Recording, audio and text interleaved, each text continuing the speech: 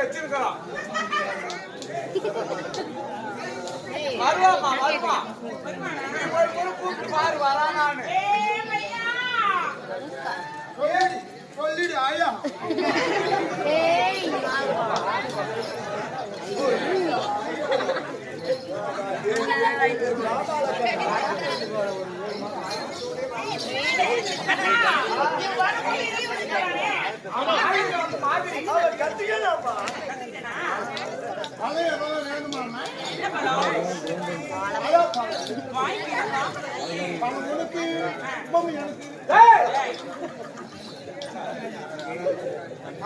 என்னடா பாப்பான் கொட்டை கட்சி பையா பாப்பா பணம் செஞ்சு போய் கொட்டை வாங்கி மாமனே